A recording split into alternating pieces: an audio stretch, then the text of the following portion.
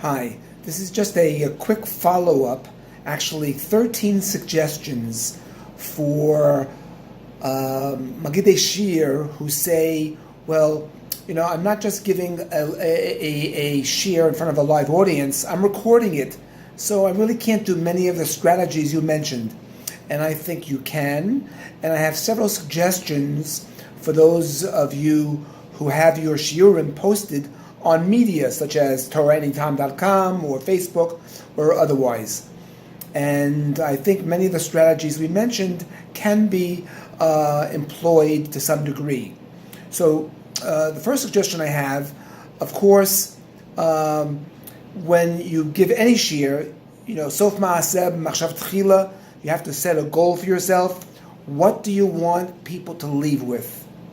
That's any good Magid shir. Have that in mind. What do you want people to leave with? A general idea, specific information. That's very, very important to keep in mind, and then to ensure at the end they've left with that information. Secondly, give your citations slowly. Very often you may mention a Maimar Chazal, you may mention a siman in your Adeya, or a daf, or even a pasuk, and you give the source very, very quickly. Give the source slowly, because if people are going to play this back, they want to have that source readily available. So, and very often, Magidei Shir don't give sources at all. Very important to give a source. Third suggestion is when saying the psukim. And now I've done this as well many times. I speak in English clearly and slowly, and then suddenly when I get to a pasuk or I read a shach, I go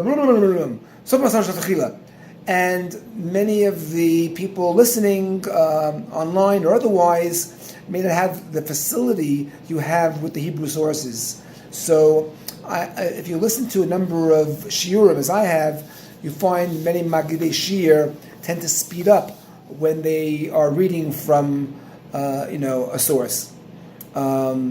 And of course, give the citation, Perek Chav Beis, Pasuk Zayin, slowly. A fourth suggestion is the Magid Shir poses a question and then quickly answers the question. Rather, I suggest that you incorporate the concept of wait time, which we discussed in my previous talks. That is, even though you are recording this, pause for a moment, and that will give people listening to the shir, either in person or later online, a chance to think, and perhaps you will more likely engage them by having them think about the question rather than answering it very quickly. Fifth suggestion: remember that when you give a shir live, it's going to be posted on social media, and it's likely to be posted.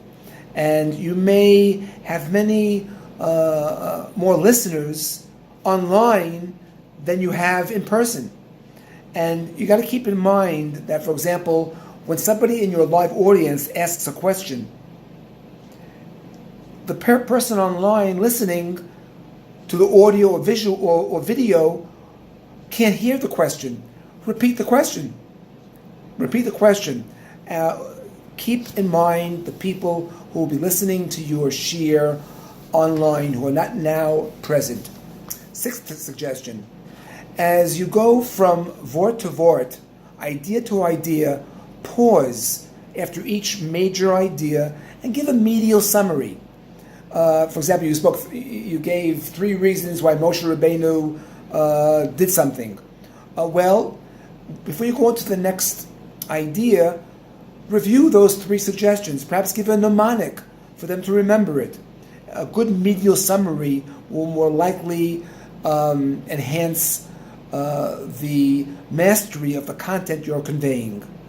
A 7th suggestion out of 13 I'm giving is when you mention great people, the Ralbag, the Meshech Chochmah, or particular sefer that may not be known by most people, give us a brief bio, a brief background, who that person was, and you may rattle off a sefer or a gaon that listeners may not be familiar with, and it's sometimes frustrating to a listener not knowing that.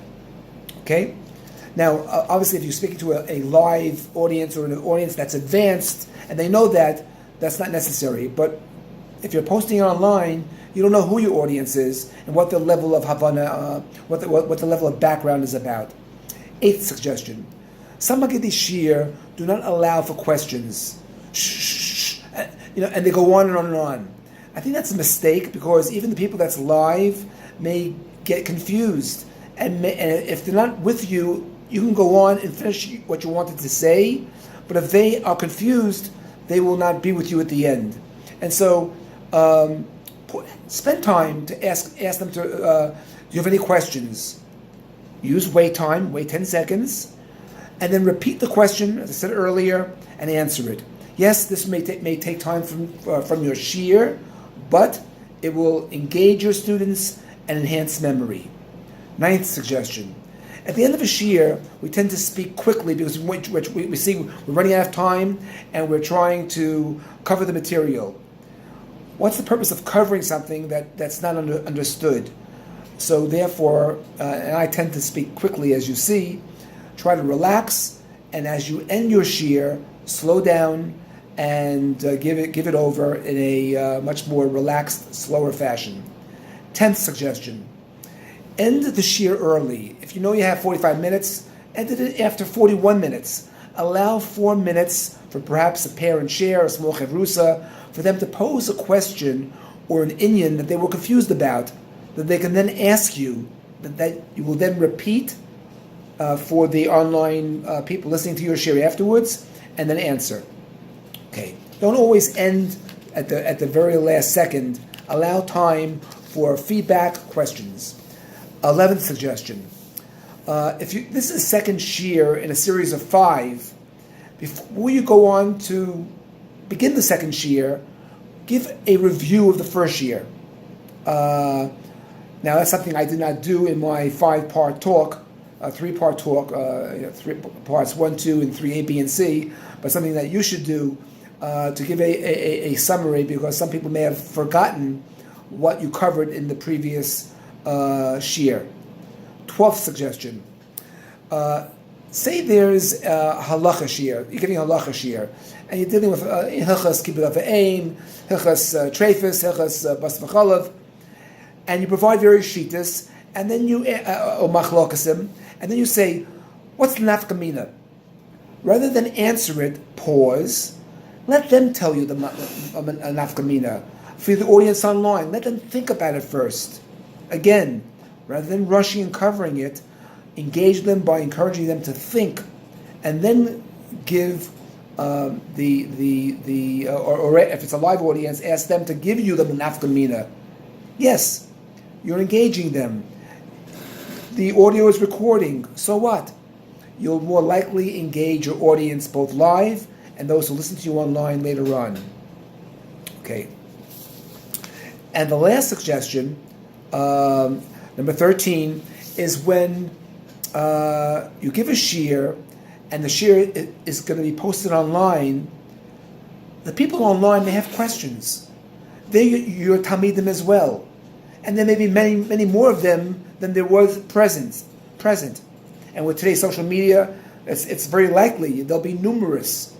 Why not leave a contact email for yourself, or a number they can call you? Now, all 3,000, won't call you, but you will have people who may be interested in reaching out to you. If I have the achrayus, I think I have the achrayus to my talmidim online, the ones that I don't see, and I think it's a nice notion to offer a way of them contacting you should they have any questions. You'll see that you won't be overwhelmed. Most people won't contact you, but those that do may have real good questions, and you'll find that they'll be much appreciative.